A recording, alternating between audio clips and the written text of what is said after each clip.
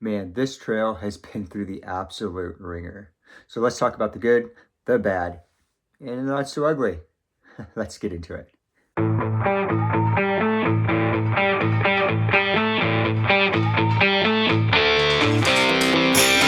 So the Eagle Creek Trail is located within the Columbia River Gorge.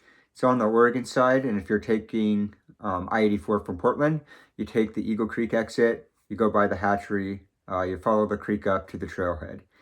The parking is pretty limited at the trailhead, so if you have to go back and park at the hatchery, just keep in mind it's going to add maybe another mile to your trip. So if you don't get there early, you might have to do that. But parking is pretty limited. So what are the stats on this trail? Historically, I've always liked to go to Tunnel Falls and back. And to go to Tunnel Falls and back, it's about 12.2 miles with an elevation gain of 2,142 feet. So a lot of people might go only up to Punchbowl Falls or maybe go to High Bridge. Whatever you're comfortable with, you can't go wrong either way, however long you want to make this trail. But for the sake of this video, we're going to make it all the way to Tunnel Falls and back.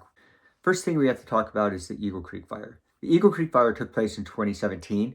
It covered about 50,000 acres and devastated a large portion of the region. The trail was closed for many years, finally reopened a few years ago, and so I've been lucky enough to be able to do this trail before and after the fire. So there are some very, very big differences. So what can you expect from this trail?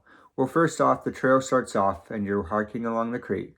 And after about a mile, it climbs up to a wonderful viewpoint where you can look down the valley, up the valley, and the gorge itself. It's quite beautiful and stunning. From there, at about the 1.5 mile marker, you pass by Mikilo.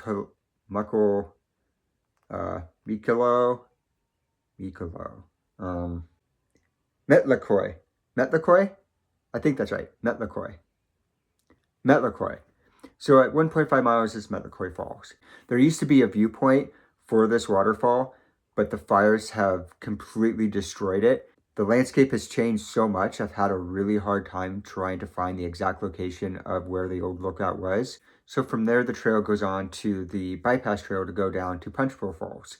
You could take this falls, it's about a half-mile detour to go down to the creek. Once you reach the creek, there's lower Punchbowl Falls there. And before the fire, you'd go up the creek, around the bend of the creek, and you'd have that iconic Punchbowl Falls look.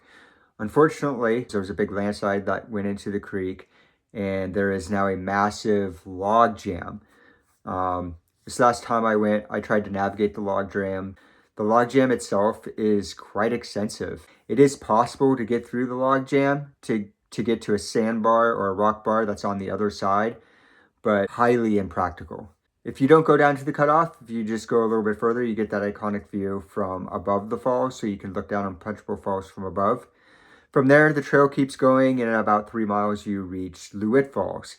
Now, this area of the trail is one of my favorites because you're starting to get that iconic Eagle Creek Trail where it's blasted into the cliff. You do have the cable that you can hang on to if you don't like heights, but just keep in mind, it is pretty exposed. If you're not a fan of heights, this can get a little intimidating. From there, the trail goes to High Bridge, and High Bridge is a beautiful place, and it's also a popular turnaround point for day hikers. It's where the Eagle Creek slot canyons up and High Bridge goes from one end to the other, and it gives a really beautiful look down into the gorge. After High Bridge is where you can start backpacking if you choose. You can't camp before High Bridge, which is located 3.3 miles from the trailhead. So after that point, you can start to camp. I've always wanted to camp. I think it'd be a wonderful place to camp. But just keep in mind, you have to go past High Bridge, which is 3.3 miles in before you can start camping. So continuing on, shortly after High Bridge, you cross the creek again and continue on, passing numerous small waterfalls. At 5 miles, you pass White East Falls, which is probably my favorite waterfall. Very simplistic in nature. For whatever reason, it's my favorite. It's not everyone's favorite, but I seem to really enjoy it. From there, it's another mile to get to Tunnel Falls, kind of around the bend, and the trail is blasted into the cliffside again, and there's a tunnel that has been blasted behind the waterfall itself. The trail converses the bowl in which Tunnel Falls is located in. Halfway up the cliff, it's all blasted out. Again, there's a cable that you can hold on to. This is a little bit more exposed than what you would experience by High Bridge, but it's beautiful, it's a lot of fun, and this is kind of where a lot of people turn around. I highly recommend going another quarter mile to Twister Falls, which is just around the corner. Keep in mind, there is more of that exposure on your way to Twister Falls. I think it's actually the most exposed section of the trail. So if you don't like heights, this is the worst part. But it's highly, highly worth going another quarter mile to reach Twister Falls. It's quite the unique waterfall. It's quite beautiful. And just above Twister Falls is a great lunch spot. So from here, you can continue to go. The trail follows the creek for another half mile. And then there's a cutoff. It goes up the hill if you want to go all the way to Whatcom Lake. If you were to do it all in one day, from the trailhead, it's almost a marathon. And you're gaining almost 5,000 feet of elevation gain to a place where you could actually drive to. So I've done it once. It's quite far. After you leave the creek, the trail never really gets near the water again until you reach the lake. So you've really done the best parts of it if you go to Twister Falls. So what do I like about this trail? Obviously a lot. The trail itself is very interesting because it's blasted out of the cliff. There's a lot of viewpoints, a lot of waterfalls to see, a lot of tributaries to cross. It's one of the premier hikes in the Columbia River Gorge. I've been fortunate enough to do this trail in every season, and every season's great. Doesn't matter when you do this trail, it's great regardless of the time of the year. The fires have made a devastating impact in the area, but honestly, there's beauty to behold in that, and I enjoy seeing how the trail has changed the several times that I've done this trail after the fires and it's reopened.